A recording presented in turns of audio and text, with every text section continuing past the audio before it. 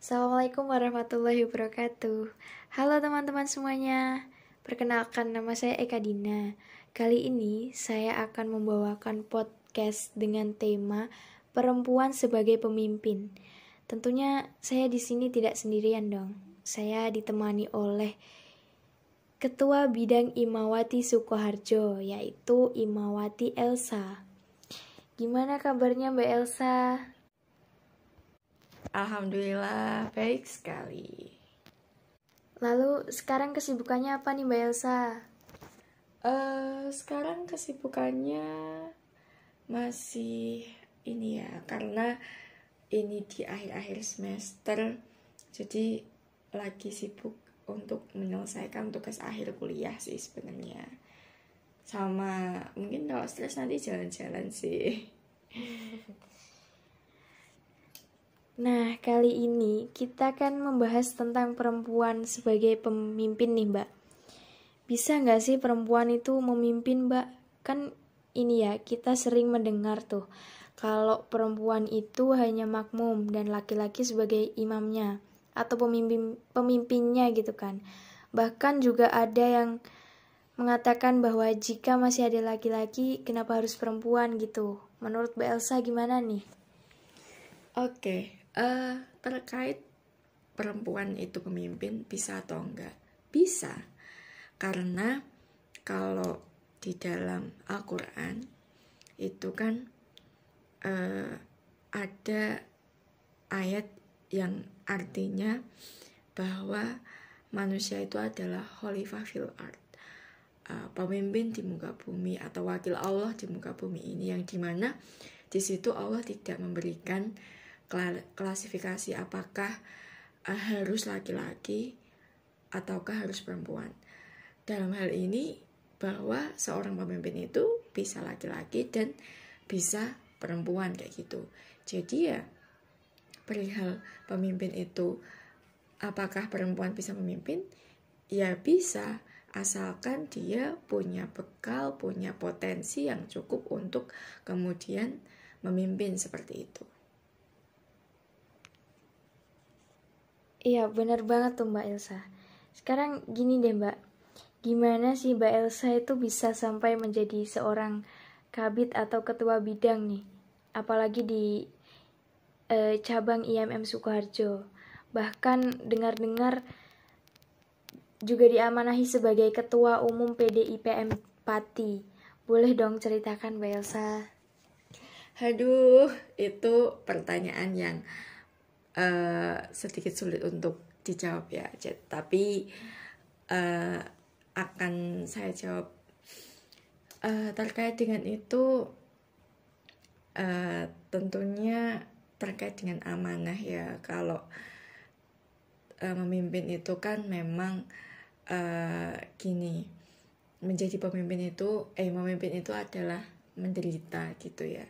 Jadi ya saya menganggap bahwa ketika saya diamanahkan sebagai ketua bidang dan ketua umum mungkin di organisasi lain, itu saya anggap sebagai proses saya belajar untuk memimpin. Jadi mungkin dipercaya sama teman-teman untuk kemudian bisa mengorganisir teman-teman yang lainnya, apalagi di kalangan pelajar, dan di sisi lain saya diamanahi untuk memimpin, mengorganisir di kalangan mahasiswa kayak gitu. Jadi ya saya awalnya memang merasa berat, tetapi karena di organisasi ya kita memimpinnya, kita semuanya digarap bersama-sama. Jadi saya percaya bahwa dalam hal memimpin ini ya kita semua akan bisa melaksanakan kayak gitu, karena semua orang ditakdirkan sebagai seorang pemimpin.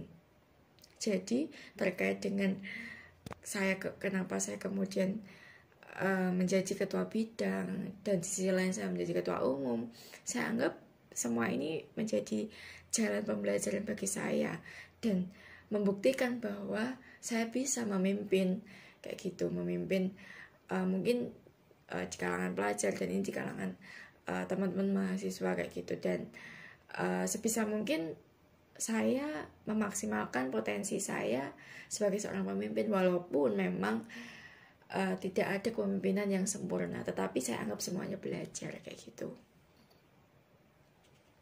Iya, baik. Ini berarti kita semua itu punya peluang ya, Mbak, untuk menjadi seorang pemimpin.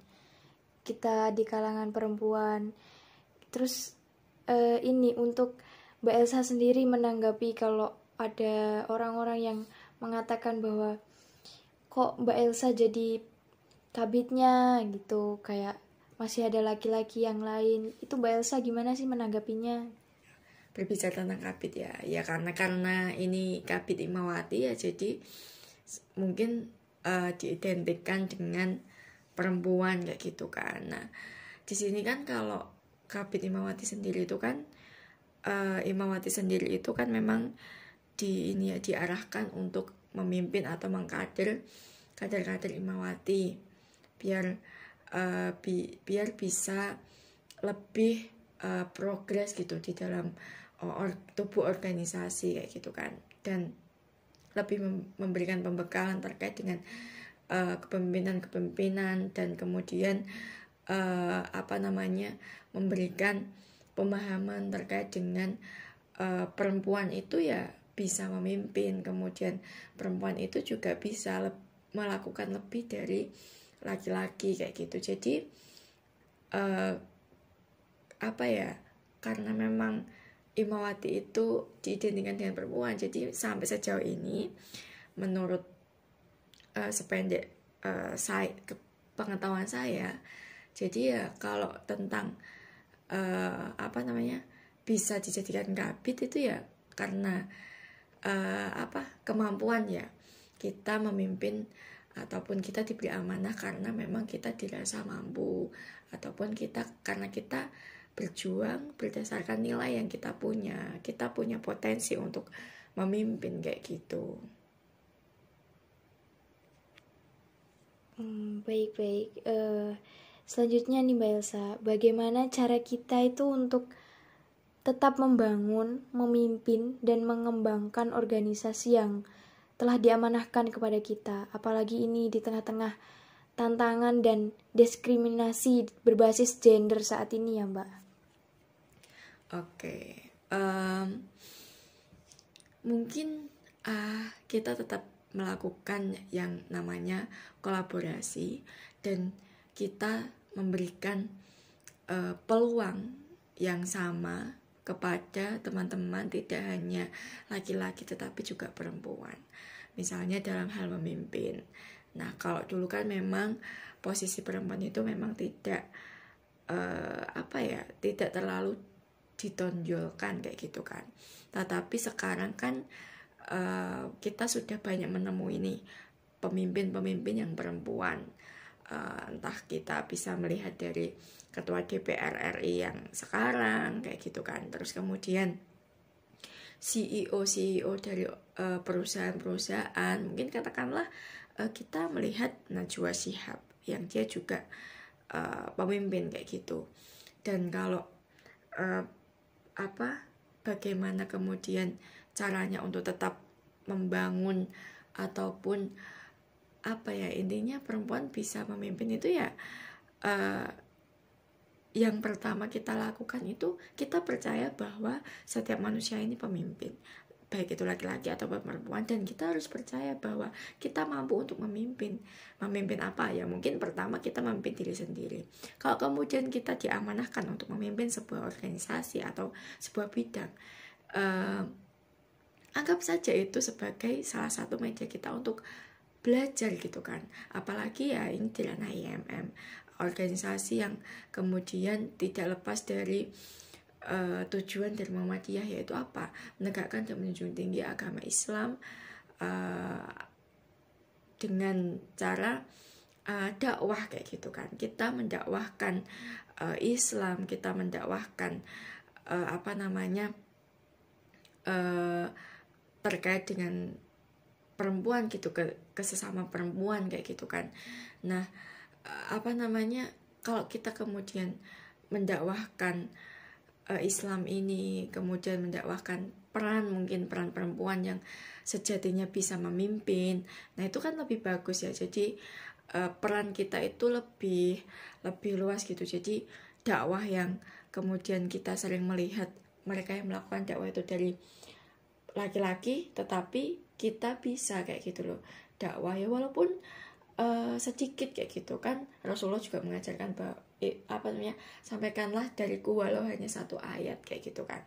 Nah, apapun yang kita peroleh dari entah itu pelatihan, dari entah apa yang kita baca di dalam buku, sampaikan saja kepada perempuan-perempuan yang mungkin butuh untuk kita dorong terkait potensinya, terkait dengan kemampuannya kayak gitu. Jadi saat ini jangan kemudian kita menutup diri, tapi tunjukkan bahwa kita sebagai perempuan juga bisa untuk kemudian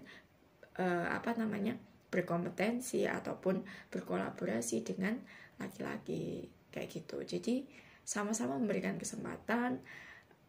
Jadi dengan itu maka tidak ada yang namanya diskriminasi, tidak ada yang namanya ketimpangan gender di masyarakat kayak gitu. Oke, jauh sekali ya pembahasan kita. Sebelum lebih jauh lagi nih, alangkah baiknya kalau kita itu mengetahui hukum seorang perempuan itu menjadi pemimpin. Karena kita tadi kan sudah bahas perempuan itu menjadi pemimpin, terus pengalamannya Mbak Elsa sebagai kabid, dan bahkan cara kita tetap mengembangkan organisasi yang telah diamanahkan kepada kita. Jadi alangkah baiknya kita itu mengetahui hukumnya seorang perempuan itu menjadi pemimpin. Ini gimana nih Mbak Elsa? Terkait hukum perempuan pemimpin tuh, kalau sebagai pengetahuan saya tuh ya tadi saya berpedoman kepada bahwa Allah sendiri dalam agama Islam sendiri itu kan kita semuanya adalah khalifah fil ard. Jadi semuanya bisa memimpin. Nah, kalau kemudian di dalam, mungkin kalau kita bergerak di dalam ranah keluarga, nah keluarga itu memang, kalau di dalam lingkup keluarga itu memang pemimpinnya adalah laki-laki. Tetapi kalau di ranah publik umum di luar itu perempuan bisa memimpin. Jadi tidak hanya laki-laki, tetapi perempuan juga berpotensi untuk menjadi pemimpin kayak gitu. Karena kan ya itu tadi, selama kita diberikan pendidikan yang sama, akses pendidikan yang baik, maka kontribusi kita biar dikatakan setara, ya itu memaksimalkan potensi kita. Kalau kita memang berpotensi untuk menjadi pemimpin, maju aja sebagai pemimpin gitu, jangan menutup diri kayak gitu, biar perempuan juga bisa selangkah lebih maju daripada laki-laki kayak gitu. Nah, jadi itu teman-teman, sudah terjawab dong pertanyaan-pertanyaan yang selama ini menghantui kita, terutama kita sebagai perempuan. Semoga dari apa yang telah disampaikan oleh Imawati Tangguh ini, Imawati Elsa, itu dapat bermanfaat dan bisa menjadi sumber semangat bagi kita. Jangan pernah menutup diri gitu kan Mbak Elsa? Iya benar, nggak, jangan menutup diri, terus mengasah diri kayak gitu biar bisa menjadi perempuan yang berprogres, dan tentunya perempuan-perempuan yang nantinya bisa melahirkan generasi-generasi yang cerdas, hebat, dan bisa menjadi kebanggaan negara kayak gitu. Iya benar banget, pemimpin perempuan itu juga bisa mendobrak batasan, membongkar stereotip, dan melampaui ekspektasi gitu ya. Sebelum kita tutup podcast kali ini, alangkah baiknya kita dengarkan closing statement dari Imawati Tangguh kita malam ini ya. Monggo Mbak Elsa. Aduh, kalau dikatakan Imawati Tangguh tuh saya kayak gimana gitu ya, kayak terlalu tinggi banget gitu ya. Ya jadi closing statementnya adalah ya lagi-lagi kita untuk bisa membuat perubahan yang lebih baik itu ya hilangkan malu dan jangan takut untuk selangkah lebih maju, keluar dari zona nyaman kita dan coba untuk lebih berani gitu loh, berani untuk bersuara, berani untuk menyampaikan pendapat kayak gitu. Karena kalau selamanya kita diam, ya kita akan ditindas dan akan dijajah terus kayak gitu. Karena dengan kita bersuara, menyampaikan pendapat kita, maka gagasan kita itu akan didengar kayak gitu, dan kita akan diperhitungkan di ranah publik kayak gitu. Jadi jangan lelah untuk berproses dan memberanikan diri untuk menjadi perempuan yang lebih berkualitas. Ya, terima kasih Imawati Elsa yang telah mengeluangkan waktunya memberikan wejangan, sharing-sharing kepada kita ya. Mungkin cukup sampai di sini dulu podcast kali ini. Dari kami mohon maaf apabila ada kesalahan kata ataupun menyinggung seperti itu ya.